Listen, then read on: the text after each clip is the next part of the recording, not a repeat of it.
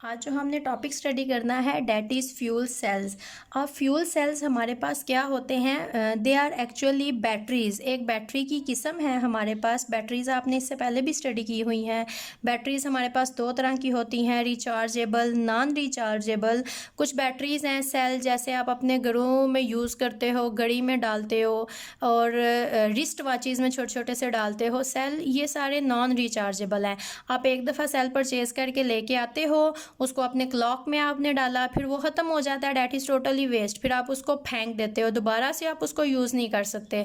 दूसरी होती हैं रिचार्जेबल बैटरीज़। जैसे आप अपने यूपीएस के साथ बैटरीज़ लगाते हो, अब एक दफ़ा वो चार्ज करते हो, आप इलेक्ट्रिसिटी प्रोवाइड करते हो, आपकी लाइट ऑफ हो गई है, अब वो बैटरी क्या करेगी? आपको इलेक्ट्रिसिटी प्रोवाइड करेगी। उसकी बैटरी टोटली ख़त्म, दोबारा से आप अगर उसको इलेक्ट्रिसिटी प्रोवाइड करोगे तो वो दोबारा से चार्ज होना शुरू हो जाएगी और आप इस तरह से बहुत लॉन्ग टाइम पीरियड के लिए उनको यूज़ कर सकते हो। Data rechargeable batteries. अब जो फ्यूल सेल्स हैं, these are also type of cell which are rechargeable, लेकिन आप ये घरों में यूज़ नहीं करते हो। एक्चुअली फ्यूल सेल्स जो हैं उनको ज़्यादातर जो यूज़ करते हैं उनको यूज़ करते हैं एस्ट्रोनॉट्स। जब आपने इसको लिखना है, ये लॉन्ग क्वेश्चन के तौर पे आए या फिर शॉर्ट क्वेश्चन के तौर पे आए, अगर आपको पॉइंट्स याद हैं तो आपको लिखने में आसानी होगी। अगर आपको फ्यूल सेल लिखना है तो सबसे पहले जो चीज़ आपने लिखनी है डेट इज़ कंस्ट्रक्शन।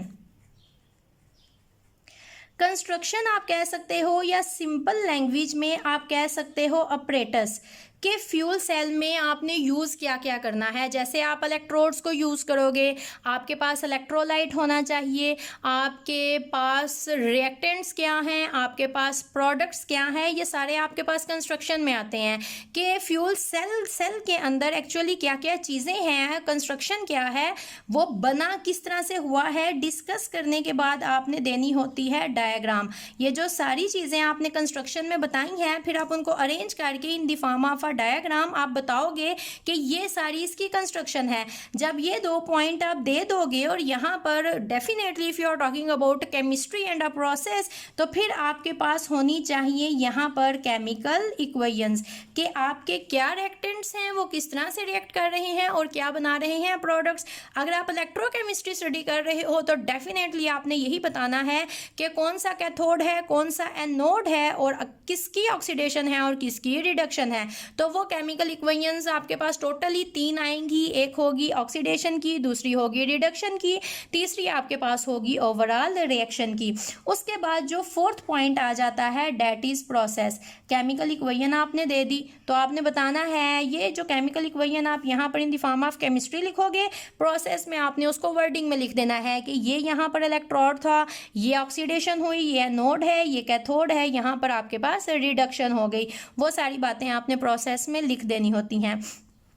प्रोसेस तक आपका टॉपिक हो जाता है कंप्लीट, लेकिन टॉपिक की एंडिंग जब की जाती है या फार्मूला ड्राइव करते हो वो देना होता है, या फिर ये जिस तरह सेल हैं तो सेल के हमारे पास या तो होंगे एडवांटेजेस, अगर एडवांटेजेस नहीं है तो फिर डिसएडवांटेजेस तो हमारे पास ज़रूर होंगे, तो आपने लास्ट में उनको करना होता है डिस्कस। तो ये अगर आप सेल स्टडी कर रहे हो तो टोटल आपके पास 5 पॉइंट्स आएंगे। First is construction, then diagram, then chemical equation, then process and last one will be advantages. तो अगर आप इन पॉइंट्स को याद रखोगे तो टॉपिक ऑटोमेटिकली आपको याद रह जाएगा। अब हम इसी तरतीब से इसको स्टडी करना शुरू करेंगे। सबसे पहले हम आ जाते हैं कंस्ट्रक्शन पे।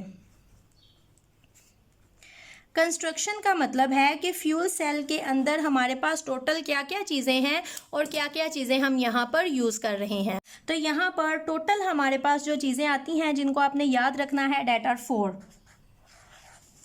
सबसे पहले आपको पता होना चाहिए आपके इलेक्ट्रोड्स क्या हैं। इलेक्ट्रोड मतलब कैथोड और एनोड किस चीज़ के बने हुए हैं।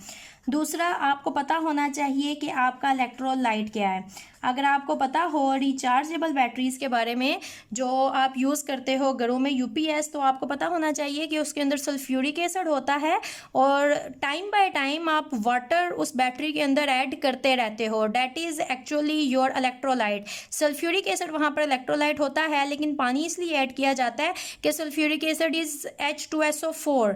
जब पानी डालोगे तो इलेक्ट्रोलाइट वो होते हैं जो अपनी आयोनाइजेशन करवा देते हैं तो फिर ही वो 2H positive and SO4 2 negative बनाएगा, मतलब अपने आयंस बनाएगा। तो यहाँ पर भी आपने याद रखना है कि इलेक्ट्रोलाइट कौन सा है। तीसरा, आपको पता होना चाहिए कि आप कौन से रिएक्टेंट्स यूज़ कर रहे हो। और चौथी चीज़ आपको पता होनी चाहिए कि आपके पास प्रोडक्ट्स क्या बन रहे हैं। प्रोडक्ट्स से ही पता चलता है कि किसी भी प्रोसेस की इम्पोर्टेंस है क्या। अब सबसे पहले इलेक्ट्रोड मतलब कि कैथोड एंड नोड, यहाँ पर आपने कौन से यूज़ करने हैं। आपके जो इलेक्ट्रोड्स हैं वो बने हुए हैं यहाँ पर कार्बन के, but that is not so simple. Carbon आपके पास होता क्या है, इलेक्ट्रोड आपने स्टडी किए हुए हैं, इस तरह से आपके पास होते हैं रॉड्स जहाँ पर के टाइन्स या एनाइंस आते हैं और अपनी ऑक्सीडेशन या रिडक्शन करवाते हैं। जब आप फ्यूल सेल की बात करोगे तो यहाँ पर ये जो आपके इलेक्ट्रोड्स हैं एक्चुअली ये आपकी होती हैं हॉलो ट्यूब्स। हॉलो ट्यूब्स का मतलब होगा अंदर से खाली ट्यूब्स होंगी आपके पास, प्लस ये जो हॉलो ट्यूब्स हैं ये आपके पास पोरस हैं। इनकी सारी surface these are hollow tubes which are also porous. ये सारी बनी होती हैं आपके पास कार्बन की। इसके अलावा हम क्या करते हैं, हम मेटल लेते हैं, platinum metal which is very reactive, plus हम उसको कन्वर्ट करते हैं उसकी पाउडर्ड फॉर्म में। आपको पता है if you want to increase और enhance the activity of a catalyst then you will convert it in its powdered form. By converting it in its powdered form surface area will be maximum, तो activity increase हो जाएगी। तो हम क्या करते हैं, यहाँ पर ये जो कार्बन ट्यूब्स हैं इसके ऊपर कोट कर देते हैं प्लाटिनम का।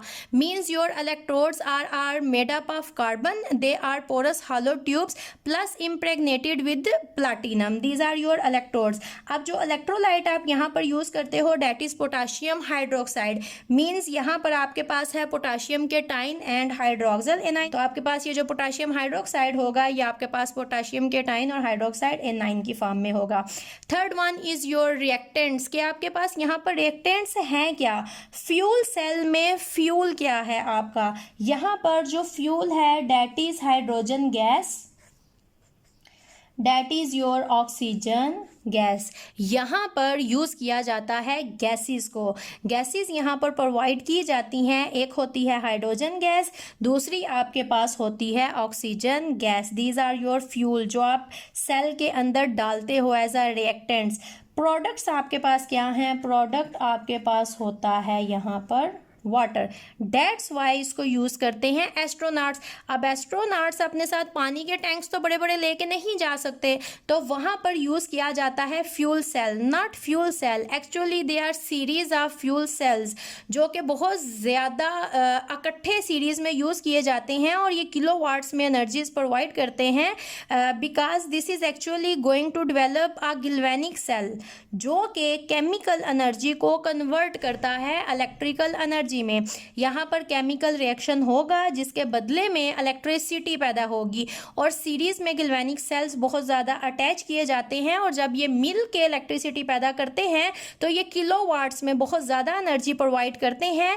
प्लस यहाँ पर जो हमारे पास प्रोडक्ट बनता है, ये फ्यूल सेल बहुत हाई टेम्परेचर पे काम करते हैं और यहाँ पर जो पानी हमारे पास बनता है एज अ प्रोडक्ट ये स्टीम की फॉर्म में कन्वर्ट होता जाता है ड्यू टू हाई टेम्परेचर। फिर हम इसको कंडेंस्ड करते हैं, due to their condensed back ये वापस पानी में मॉलिक्यूल्स में कन्वर्ट होते हैं स्टीम से और वो पानी बिल्कुल साफ़ सुथरा होता है हमारे पास, जिसको astronauts for drinking purposes easily use कर सकते हैं।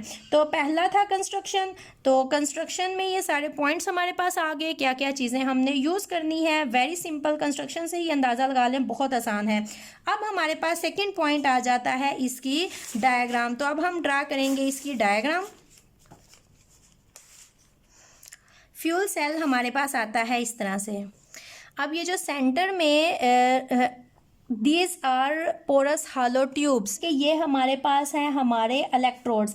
अब यहाँ पर हमारे पास this is hydrogen inlet and this is oxygen inlet. अब हाइड्रोजन जो है इसकी हमारे पास होनी है ऑक्सीडेशन। जब इसकी हमारे पास ऑक्सीडेशन होनी है तो ये वाला इलेक्ट्रोड जो हमारे पास होगा ये हमारे पास होगा एनोड। क्योंकि एनोड पे होती है ऑक्सीडेशन और ऑक्सीजन की हमारे पास होनी है रिडक्शन। तो ये वाला जो इलेक्ट्रोड हमारे पास होगा दिस इज कैथोड, क्योंकि कैथोड पे होती है रिडक्शन। और यहाँ पर इस तरह से हमने volt meter means you can say जहाँ पर इलेक्ट्रिसिटी हमने भेजनी होती है, इलेक्ट्रिसिटी आगे यहाँ पर प्रोवाइड होती है।